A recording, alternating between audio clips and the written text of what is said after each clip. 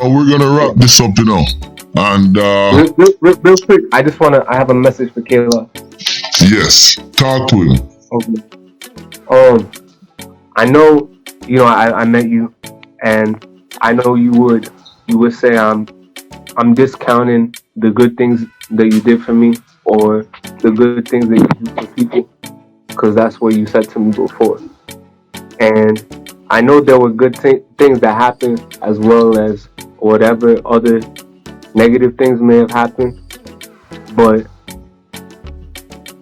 when you don't properly respect other people, you can't use what good you might have did as a bargaining tool to keep them quiet. Countryman channel, biggest YouTube channel worldwide, cover the world, international. Countryman rich and bad, sick and mad.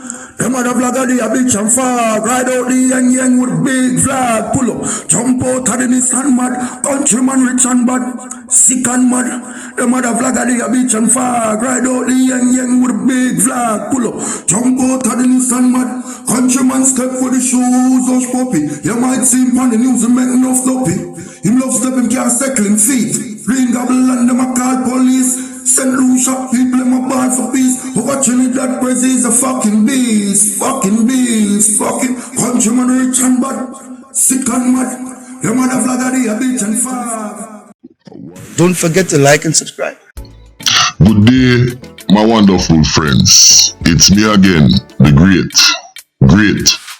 countryman. Now, I have a man on the next line with me, and he has had some serious running down in St Lucia with a certain person. Explain to the people and tell the people who you are, and when you're speaking, speak up, okay? In the microphone, sir. Yes, hello. My name is Medicine Man. I'm an American who deals with farming and herbalism. I specifically focus on food insecurity and helping people to be able to take care of themselves naturally. I went down to St Lucia to do some learning. I was a volunteer on an herbal facility where I was doing some study on herbs, and some things went bad while I was there. Okay. Now, what went bad, and who was the person? If there's a person, which I know there's a person, went bad with. Explain to the people then, because we want to get right to the point, and we just want to call out the fuckery. You understand? Make sense? Yeah. So I went there as a volunteer. I stayed at Mount Kash Rejuvenation Center. I worked. He was the one running things. I was working, doing a full shift. 40 hours a week. I was promised food, a place to eat. I was there about 4.5 or so months. In the beginning, things were okay, but I originally, I'm a vegan. I was doing a lot of fruits and things, but I was having trouble just getting enough from the land. So after a while, I started asking for meals, or at the very least, some rice, some flour, things like that. And I wasn't taking it very seriously. I had to rely on a worker who was cooking his own food at home to get food, because I was doing heavy labor every day, and it became a very bad situation for me. I was having a lot of trouble getting enough food. I ended up having to leave. I was pretty angry, but things originally worked out. I had a place to stay and stuff like that, but Kailash and I had some disagreements. He was treating a lot of people bad. I called him a black slave master. Real quick, let me interject. Now, when you say black slave master, and when I look at this guy, wearing these oversized dress or gown, whatever they are, and he has named himself Priest Kalash, like him giving himself dignitary. You could tell he looks down on people. Now, we're not speaking about his great knowledge of medicine and bushes. That's separate from his character and how he treats people. Now, tell them exactly about the confrontation and what he did. Yeah. So, I mean, in general, you know,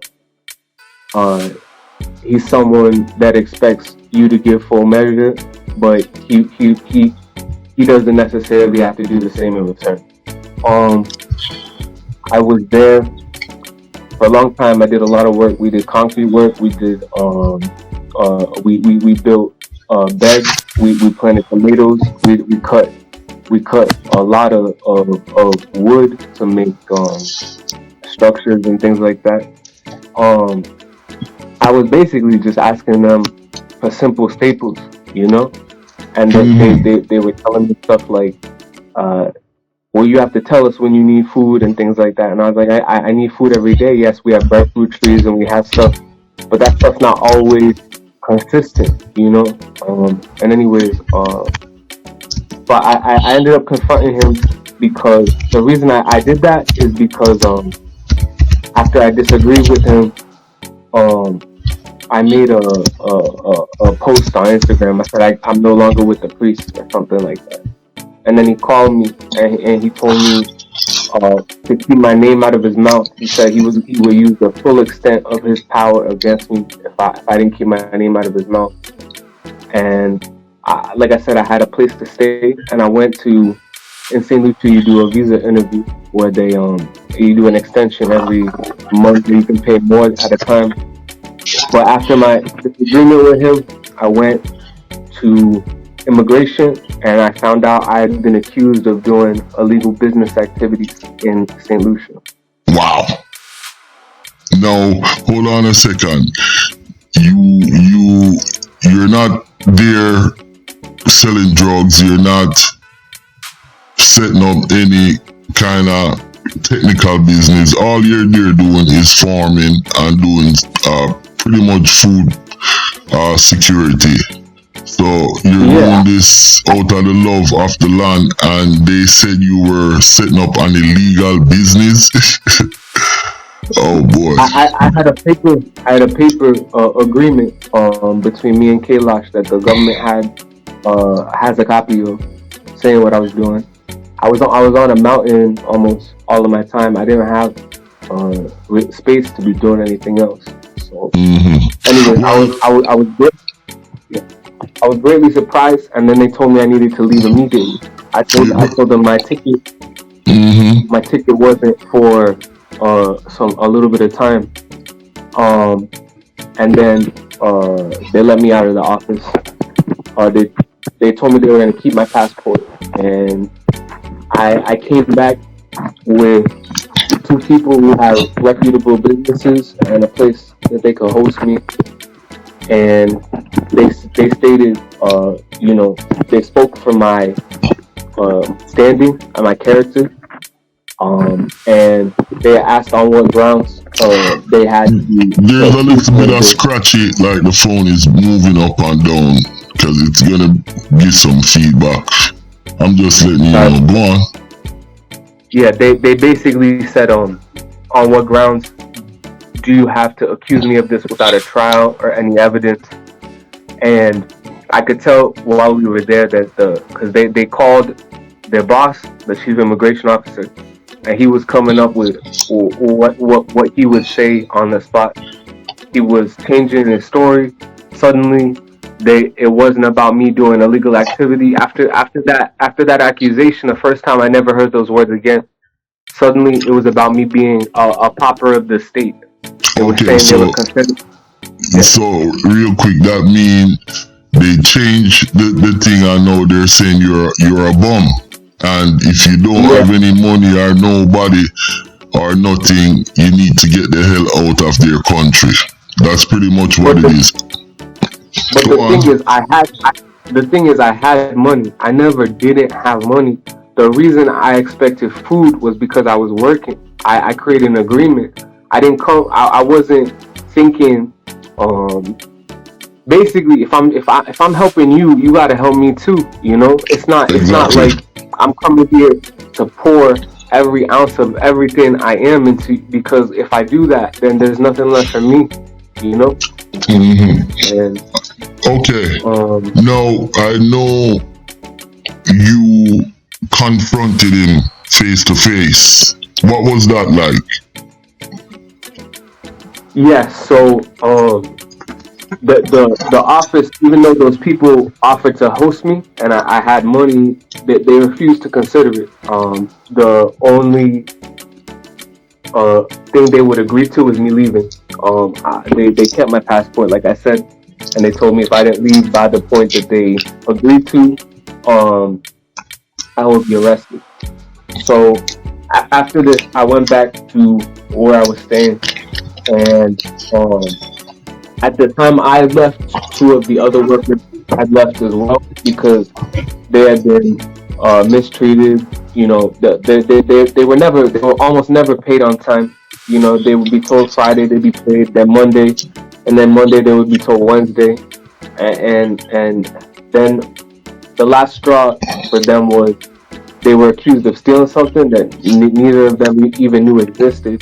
Mm-hmm. Um, and they were told that they had to sign an apology letter to the person that they had because they had gotten angry at the manager and things, and it was just very disrespectful. You know, you're Hold making. on a sec.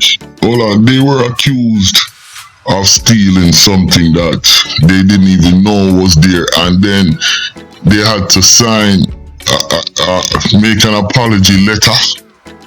Yeah, they walked out on the supervisor after they were accused. They walked out. They were angry. These two guys, and then they came back the next day for work, and they were told that they had to sign an apology letter to the situation, and they were like, "I'm not signing anything that talks about me stealing something. We didn't touch anything, and now you're gonna make us formally apologize." It was very strange. Anyways, it was the last straw. After that, they independent of me, they decided to leave, and he I guess put that on me. He said I was leaving them. So he said you're pretty much unionizing his workers. So the workers then you're talking to them and they're starting to follow you. Yeah, he would have these meetings where he would like accuse people of stuff, and people were, it was very complicated. And I would just speak up a little bit, like to try to clarify what was going on. And Yeah. one time he looked me in the face and he said, "Oh, you're brave, huh?" It sounds like a fucking cult to me. I couldn't work in those kind of environments at all. Yeah, You know, I don't mind working for food if you have an agreement, but I'm not gonna go through that thing because Prince Kailash just bought a house in the big north side of the island where people, all the rich white people, them. He's pretty much living a millionaire life. That guy is a millionaire. My thing is, what is he doing for the community? I saw the Prime Minister of St Lucia give him $200,000, and I've been watching, listening to see what's going on. Nothing. You have the gang violence. He wouldn't put nothing towards anything. You know what I'm saying? So that guy right there is a big suspect. But anyways, now you guys had a confrontation and you have some recordings. Before I let you talk on that, it would be good if you could put up some of these recordings to let people see the kind of person he is. You know, reveal him to the public. What do you think about that? I'm willing, especially it was about 3 hours of recording. It's especially the second half that I would go into, because the first half we were just arguing meaninglessly about whether or not I had enough food to eat, and it was just frustration on both sides. But by the second half of that recording, he's threatening me. You know, he has a cutlass and he's cutting the ground and making jokes about it, and he's telling me if there was anyone else that had gone through that gate, that had gone through his gate, if he was anyone else, he had full authority to do whatever he wanted to me. All right, let me ask you this: your experience in St Lucia, and I want it to be honest. What do you think? And I'm going to give you 2 words. Good or bad?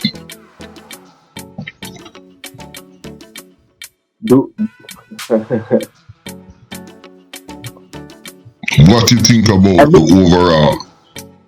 And I'm sorry to say it like this, but what do you think about the overall people and the way things is done in that country? The way things is done is like sweep everything under the rug. The ones in charge get control, and the people in general, they're passive. They're passive. No, what I realize, they're passive, but they love to war. So when I make videos and I speak about some, pardon my language, some pussy hole bottom feeder, do you know people attack me? And I've done videos on many different countries, many different young members, and the most attack comes from St Lucia. So you're saying they're passive, they're what else? I mean, give me some words, man, to describe these people and the situation. It's easy for young people to make noise, but and hurt each other, but that's not moving anything. Passive is letting your situation control you.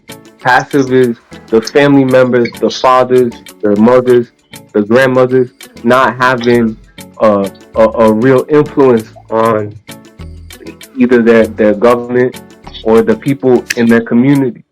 You know, a lot of people are scared because of the violence and stuff like that. But when you let the situation build and build and build and stay corrupt, then at some point it's your responsibility for what your country becomes. And there's a lot of corruption. Okay, you eat the word, and you see the way how the corruption works though. You go to the passport office or the visa office, and Kash already made a call and they already made a decision. You didn't see a judge, you didn't see anything. I know you went back there a second time and I told you not to go, and I'm glad that you made it out alive. Now, we're gonna sum up this interview, and I want you to talk to the people of St Lucia and tell them your mind, and talk to Kash and tell him your mind, yo.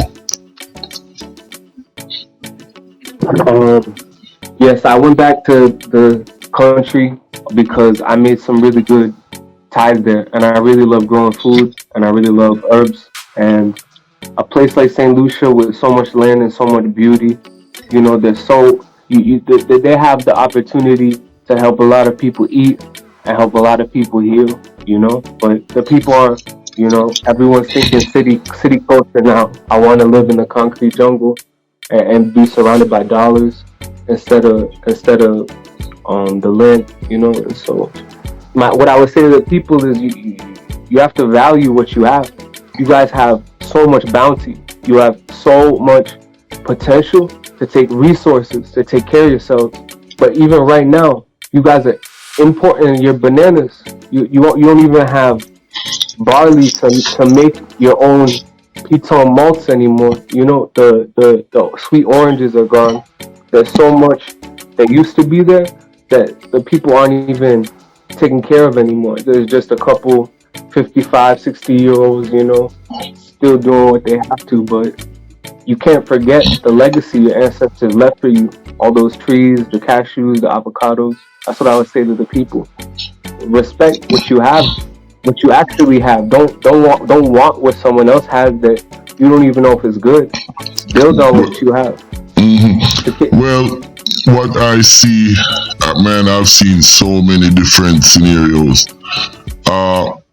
Maybe this, I'm gonna talk about this little incident somebody told me, just to highlight the characteristics of these people.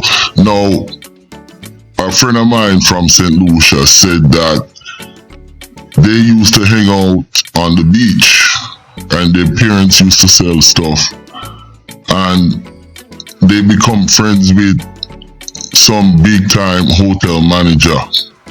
Long story short, did you know the hotel manager, the kids them spend time at his house and he was fucking them, little boys. Now, the guy who I spoke to, he told his parents, and instead of the parents charge this man and hold him accountable, you know, the homosexual pedophilia hotel manager came and gave the parents them money and they kept their fucking mouth shut. So he would come all the time and give them money. And that's how St Lucia is. It's fucking crazy, yo. There's good people too, though. You know, there's bad people everywhere. But I did find people that I really had a good heart. You know, it's just sometimes people drown in liquor and poverty. You know, they need to stand up and speak more. And you know, they're so enabling. And you know, Jamaicans are a little bit different. Jamaicans would war and with the politician them, you know, quick and call them out. Whereas here, you know, it's like whatever. Little 15-year-old girls getting shot. Big grown man sleeping with them, and these cases are not solved. I mean, come on. How big is St Lucia? You can run from one side to the next, 14 miles across. It doesn't make sense. Is a good word. Enabling is a good word. Enabling, yes. It's a very enabling culture. Now we're gonna wrap this up, you know. And real quick, I have a message for Kayla. Yes, talk to him. Okay. I know, you know, I met you, and I know you would say I'm discounting the good things that you did for me or the good things that you do for people, because that's what you said to me before. And I know there were good things that happened as well as whatever other negative things may have happened, but when you don't properly respect other people, you know, you can't use what good you might have did as a bargaining tool to keep them quiet. You know, I didn't just randomly become upset or decide to talk to Countryman. You know, there was a lot of stuff that happened that justified a dislike of you and what you do. You know, and there's a lot of people with the same effects. You know, and you can spend years thinking that they're just haters, but you gotta realize you got gifted something, a chance to help people and move with intelligence and creativity in the right direction. But that doesn't make you don't own God's bounty. You can't say you are man, you are God, God is above us, and he gifted you the chance to have what you have.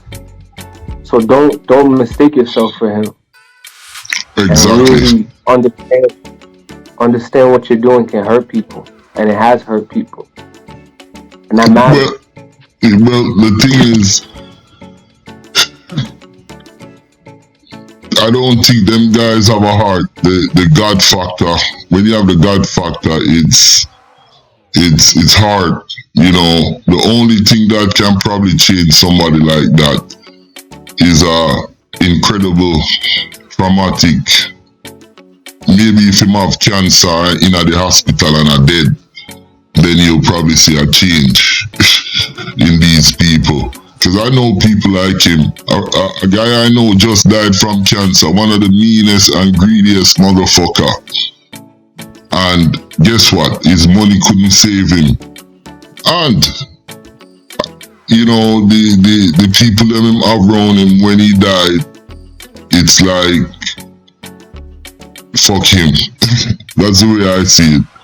But we're gonna wrap this up now. And thank you for sharing your situation, and it's a lot, and we're gonna have to do a part 2 and a part 3, and I would like to get my hands on that audio so we could let the people them know what Kash is about.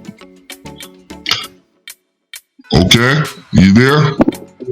I'm here. I just hope, I really loved your country, the St. Lucia country, and I hope that that doing this doesn't prevent me from going back, but at the end of the day, the truth is real important, and yeah. Okay.